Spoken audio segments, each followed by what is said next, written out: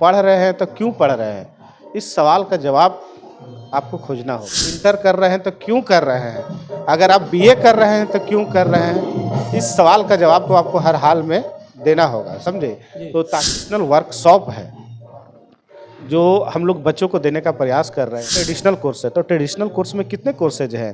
जैसे साधारण आप इंटर करते हैं, आईए करते हैं, आईकॉम करते हैं, आईएससी करते हैं, फिर बीए करते हैं, बीएससी करते हैं, बीकॉम करते हैं। तो ये हुआ समझिए कि ट्रेडिशनल कोर्स चल रहा है सो चल रहा है। लेकिन अगर उसी को हम लोग वोकेशनल कोर्स कर लेते हैं तो आप समझिए कि बीबीए हो गया, बीसीए हो गया, आप टेक्निकल कोर्सेज में जा सकते हैं, आईटीआई कर सकते हैं, पॉलिटेक्निक कर सकते हैं, डिप्लोमा कर सकते हैं, डिग्री कर सकते हैं। तो इन्हीं सब विषयों पर बच्चे समझ में नहीं पा रहे हैं आगे का फ्यूचर, उसके लिए बहुत लाभप्रद योजना है ये। शिक्षा को अगर आप ग्रहण कर लेते हैं तो दुनिया का कोई भी काम को आप आसानी से कर सकते हैं। दुनिया आपको सलाम करने के लिए तैयार है। ये हमारी मौजूदगी गया जिला के बोधगया महाबोधि सांस्कृतिक केंद्र में है और बता दें कि राष्ट्रीय भूइयां मुसहर विकास परिषद के द्वारा युवा शिक्षा सम्मान समारोह कार्यक्रम रखा गया है। जिनका सदस्य है हमारे साथ, इनसे जानने का प्रयास करेंगे कि इनका मुख्य उद्देश्य क्या है, बच्चों को किस प्रकार से सम्मानित किया जाएगा इस समारोह में। सबसे पहले तो बहुत बहुत स्वागत है सर। बहुत बहुत धन्यवाद है। और आपके चैनल से जो भी मुझे सुन रहे हैं सबको मेरा अभिवादन है, नमन है, वंदन है। जी बताइए। युवा शिक्षा सम्मान समारोह का मुख्य उद्देश्य क्या है सर? देखिए, हम लोग का एक टीम है। हमारी टीम लगातार गया जिला के विभिन्न प्रखंडों में जा करके, विभिन्न पंचायतों में जा करके लोगों को सर्वेक्षण करने का काम की है। और हम लोग वैसे युवाओं को चिन्हित करने का प्रयास कर रहे हैं जो समाज के सबसे अंतिम पायदान पर रहने वाले लोग हैं। और राष्ट्रीय मुसहर भूइयां विकास परिषद के जो भी सदस्य हैं समाज के सबसे अंतिम पायदान पर रहने वाले लोगों को चिन्हित कर रही है। तो हम लोग सत्र 2020, सत्र 2021 और सत्र 2022, सत्र 2023 लगभग 4 साल के जितने भी लड़के मैट्रिक, इंटर और ग्रेजुएशन पास किए हैं उन लोग को हम लोग, जो टॉपर लोग हैं उन लोग को हम लोग सम्मानित करने का प्रयास कर रहे हैं। उसके अलावा जो भी मैट्रिक हो, इंटर हो, बीए हो, फर्स्ट डिवीज़न लाए हो, सेकेंड डिवीज़न लाए हो या थर्ड डिवीज़न लाए हो, सभी लोगों को हम लोग प्रशस्ति पत्र, मोमेंटो वगैरह दे करके पूरे समाज के सामने उसको हम लोग सम्मानित देने का काम कर रहे हैं, ताकि उस लड़के का मनोबल बढ़े, वह आगे कैसे अपनी पढ़ाई को जारी रख सके उस पर उसको बल मिले।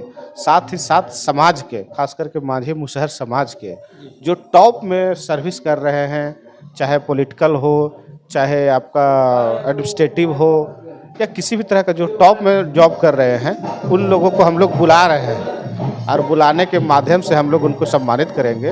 और वो मुख्य रूप से बताने का काम कर रहे हैं कि आखिर समाज में कैसे अपने आप को स्थापित कर पाइएगा। अभी वर्तमान दौर में आप देख रहे होंगे कि बहुत से बच्चे को आप समाज में देख रहे होंगे, तो पढ़ रहे हैं तो क्यों पढ़ रहे हैं, इस सवाल का जवाब आपको खोजना होगा।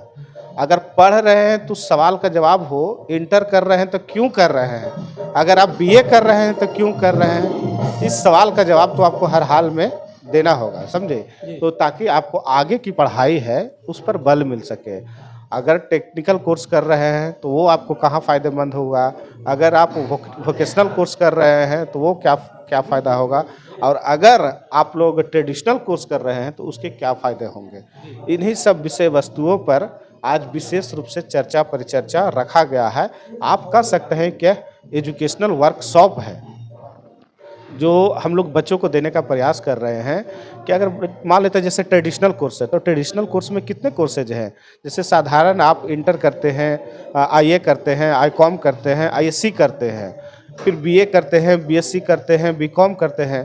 तो ये हुआ समझिए कि ट्रेडिशनल कोर्स, परंपरागत कोर्स चल रहा है सो चल रहा है। लेकिन अगर उसी को हम लोग वोकेशनल कोर्स कर लेते हैं तो आप समझिए कि बीबीए हो गया, बीसीए हो गया, आप टेक्निकल कोर्सेज में जा सकते हैं, आईटीआई कर सकते हैं, पॉलिटेक्निक कर सकते हैं, डिप्लोमा कर सकते हैं, डिग्री कर सकते हैं। तो इन्हीं सब विषयों पर हम लोग, जो बच्चे समझ में नहीं पा रहे हैं आगे का फ्यूचर, उसके लिए बहुत लाभप्रद योजना है ये। और इसी के लिए हम लोग ने चाहा कि नहीं, हम अपने बच्चों को एक वोकेशनल कोर्स देंगे। जैसे मुझे ही मान लीजिए, मैं भी एक इंजीनियर हूँ, इंजीनियर नंदलाल माझी मेरा नाम हुआ। तो मैं भी जब मैट्रिक पास किया था तो मुझे भी नहीं पता था कि आखिर जाना कहाँ है। उसी तरह से हम लोग इंटर कर लिए। इंटर करने के बाद भी पता नहीं चला कि क्या करना है नहीं करना है। उसके बाद इंटर जब हम लोग पास किए तो फिर हम लोग प्रतियोगिता परीक्षाओं में लग गए। उसके बाद हमको लगा कि नहीं, इसमें अगर स्कोप नहीं है तो फिर आगे, तो कहीं ना कहीं आपका हर एक चेंज होते जा रहा है मूड। अगर मुझे कोई पहले ही मैट्रिक में ही बता देता कि नहीं इस लाइन में आप जाइए, आपका बेहतर फील्ड होगा, तो हम अपने लोगों को ज़्यादा, मेरा जो टारगेट था वो जल्दी हम अचीव कर पाते। तो ऐसा तो होता नहीं है।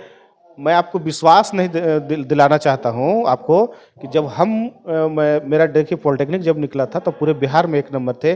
ITI जब मैंने निकाला था तो पूरे बिहार में मेरा 1 नंबर था। मैं कई ऐसे अपने परिवार के लोगों से पूछा था कि ITI बेहतर है या फिर पॉलिटेक्निक बेहतर है। कई बार मुझे समझ में नहीं आया, कई लोग मुझे सजेस्ट नहीं कर पाए, यहाँ तक कि दूर दूर तक भी। तो कहीं ना कहीं हम लोग समाज के सबसे अंतिम पायदान पर रहने वाले लोग हैं। इनको फ्यूचर को आगे किस तरह से तय करना है, मार्गदर्शन आगे एजुकेशन में कैसे मिलना चाहिए, वो हम लोग के लोगों को नहीं मिल पाता है, जिसके कारण वो अनायासा ही रास्ते से भटक जाते हैं। और वैसे युवा को बाद में वही एजुकेशन एक बोझ की तरह से लगने लगता है। तो अगर आप अपने बच्चों को मैट्रिक में ही सभी स्कोप के बारे में बता दें, इंटर में ही सभी का स्कोप बता दें, ग्रेजुएशन के बाद ही उसको स्कोप बता दें, तो हमको लगता है कि बच्चों को आगे का फ्यूचर तय करने में, अपनी मंजिल को तय करने में कहीं ना कहीं उसको आसानी मिलेगी, सहूलियत होगी। इसीलिए लगातार हम लोग इस तरह का कार्यक्रम चला रहे हैं। आज इस कार्यक्रम में डॉक्टर संतोष मांझी जी भी आ रहे हैं, जीतन राम मांझी जी भी आ रहे हैं, हमारे प्रशासनिक पदाधिकारी कुमुद रंजन जी आ रहे हैं। एक इंडिया का टॉप लेवल का कह सकते हैं आप, जो इंजीनियरिंग सेक्शन है IIT खड़गपुर के धनंजय कुमार आ रहे हैं, और आपके प्रोफेसर आरा विश्वविद्यालय के आ रहे हैं, रामधनी राम जी हैं। तो कहीं ना कहीं ये वेल एजुकेटेड, वेल सेटल्ड, और आप कह सकते हैं कि वेल मोटिवेटर्स आपके बीच में आएंगे, जो अब बच्चों को समझाएंगे कि आखिर यहाँ तक आने में किन किन कठिनाइयों का सामना करना पड़ा, आखिर हम अपने मंजिल को कैसे जल्दी हासिल कर सकते हैं। तो इन्हीं सब विषय वस्तुओं पर विशेष रूप से हम लोग अपने बच्चों के बीच में बात रखने का काम करेंगे, और बच्चों को इन फ्यूचर में किसी भी तरह का कहीं से भी अगर दिक्कत होता है कैरियर में, तो हम लोग उसको भी काउंसलिंग करने का प्रयास करेंगे, और यही प्रयास की कड़ी में आज हम लोग यहाँ पर उपस्थित हैं।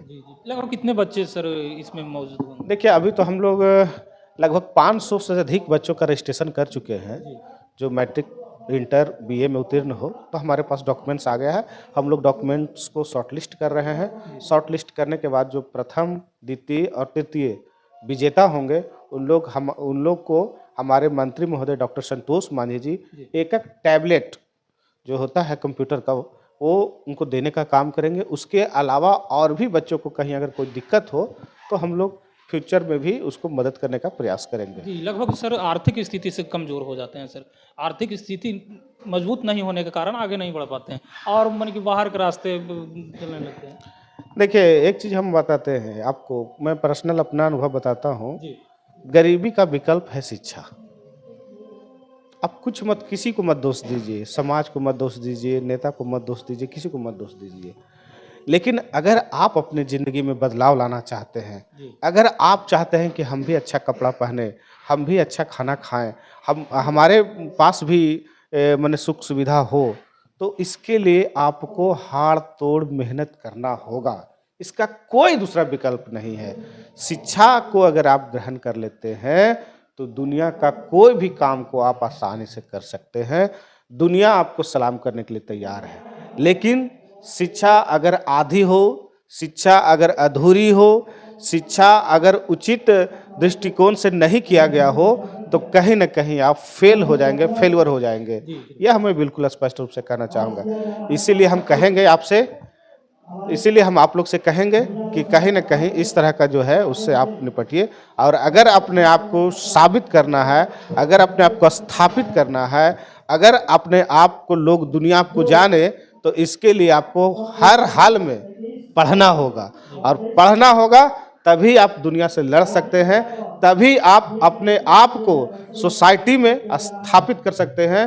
और हर एक वो चीज़ जो आपके लिए सपना है, हर एक वह चीज़ जो आप पाना चाहते हैं, हर एक वह चीज़ जिसकी आप मनोकामना रखते हैं, वो आपका पूर्ण हो जाएगा, बशर्ते आप शिक्षा को ग्रहण कीजिए। यही एकमात्र रास्ता है, गरीबों के लिए एकमात्र रास्ता है। हम तो आपके मन से कहना चाहेंगे, आपके जो है मीडिया के माध्यम से कहना चाहते हैं कि अगर आप अपने ज़िंदगी में बदलाव लाना चाहते हैं तो आपको दूसरा तीसरा कुछ नहीं करना है, पढ़ना है, पढ़ना है, पढ़ना है, पढ़ना है, पढ़ना होगा, और तभी आगे की लड़ाई आपको आसान होगी।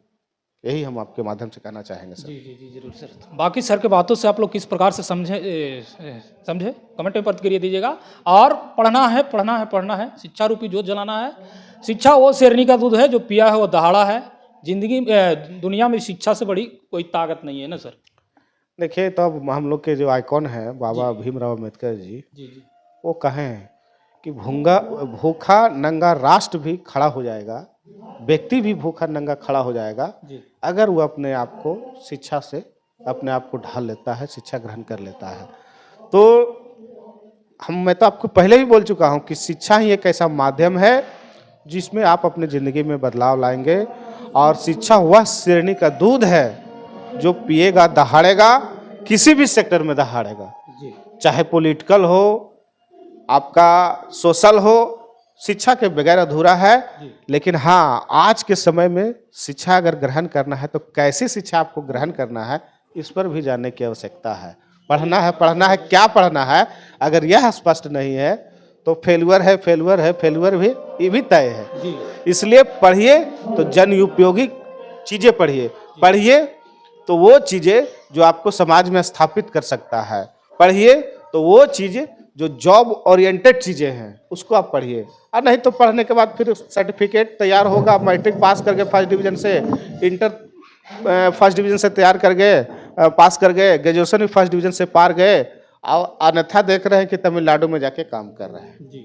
तो इस परिस्थितियों को समझना होगा कि आखिर हम पढ़ रहे हैं, मेरे पास संसाधन कम है, साधन कम है, तो उस संसाधन में हम तो कहना चाहेंगे कि पहले आपको कहीं पर एडजस्ट कीजिए। एडजस्ट करने के बाद कम से कम अगर उस लेवल तक जाइए कि आपको खाने पीने की सुविधा उत्पन्न हो जाए, सुविधा मिल जाए, तो उसके बाद फिर आप हायर एजुकेशन के बारे में सोचिए, ताकि आपको उस पर बल मिले। और नहीं तो कितने बार होता है कि हम लोग के पास, हम लोग के मम्मी पापा जो भी हैं काफ़ी गरीब मने हैं हम लोग, तो बीए करते करते, मैट्रिक करते करते, इंटर करते करते एकदम जवाब देते हैं, जैसे ही मैट्रिक पास कीजिएगा तुरंत लड़की भी खोजाने लगेगा आपके लिए कि भाई जल्दी खोजो, मैट्रिक पास कर गया है।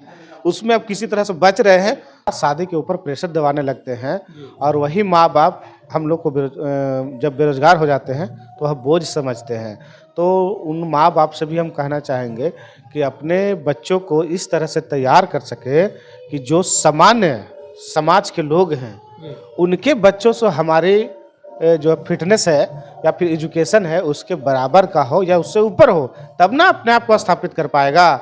और सरकारी स्कूल के बच्चे हैं तो कॉन्वेंट स्कूल के बच्चों से कैसे टक्कर ले सकते हैं? उनको सभी सुविधाएं मिलती है, बच्चे से ही उसको ट्यूशन की सुविधा मिल गई, बच्चे से ही उसको इंग्लिश मीडियम की सुविधा मिल गई, खाने पीने की सारी सुविधाएं मिल गई। तो कहीं ना कहीं जब आप हम अपने बच्चों को तैयार करते हैं तो ज़माने के साथ ही अपने बच्चों को तैयार कीजिए, तभी वह फाइट कर पाएगा, अन्यथा आपका बच्चा फेल्यूर हो जाएगा। तो उसके लिए है कि प्रॉपर वे में आप तैयारी कीजिए, उस ढंग से अपने लोगों को तैयार कीजिए, अपने बच्चों को उसी तरीके से ज़माने के हिसाब से तैयार कीजिए। और सबसे बड़ी बात है कि अगर पढ़ लिख करके नौकरी लेना चाहते हैं तो मार्केट के डिमांड को भी आपको पढ़ना समझना होगा।